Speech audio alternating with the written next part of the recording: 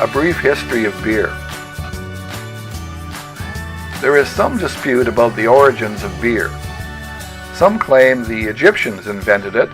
Some say it was invented about 5,000 years ago by the Sumerians of ancient Mesopotamia.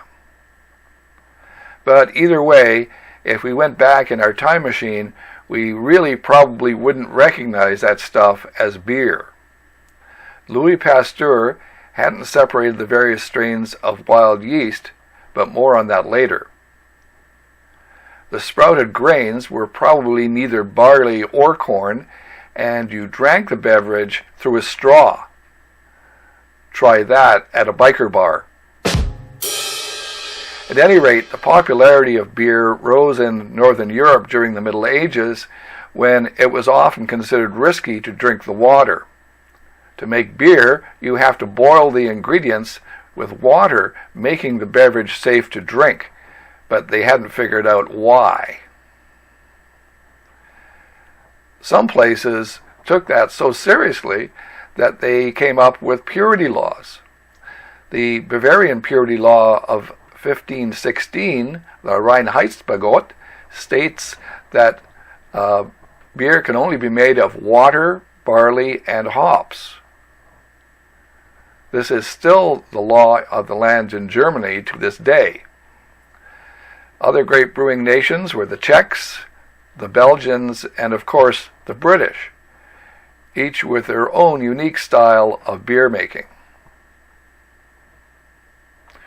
Ignoring several of the Belgian beers that are still made with wild yeast, there are now two basic styles of beer, the top-fermented ales and the bottom-fermented lagers.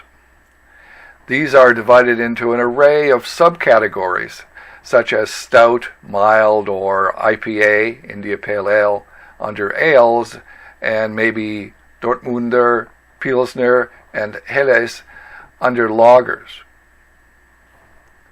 There are many more, but this is a brief history of beer. Our modern understanding of the fermentation process comes from the work of the French chemist Louis Pasteur. Pasteur was the first to demonstrate experimentally that fermented beverages result from the action of living yeast transforming glucose, or sugar, into ethanol, or alcohol.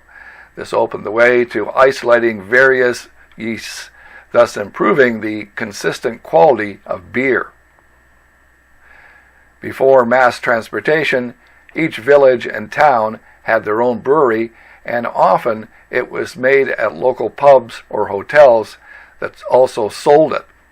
The quality varied, and after the invention of the steam locomotive, it allowed the efficient transportation of goods, so many large breweries popped up, causing other smaller ones and locals to stop brewing because of the economy of scale the larger brewers had.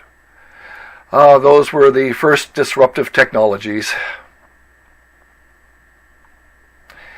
It was probably German immigrants that brought lagers to the United States, although the Brits had several colonies where ales were common, at least before 1776.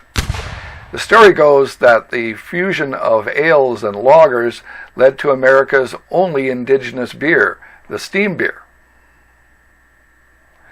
And now we're going back to the 21st century.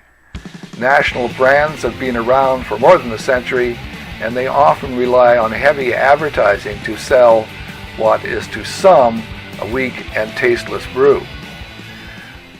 There is, however, a renaissance of small or microbreweries. There are now even nano breweries that make only a few gallons of specialty beer at a time.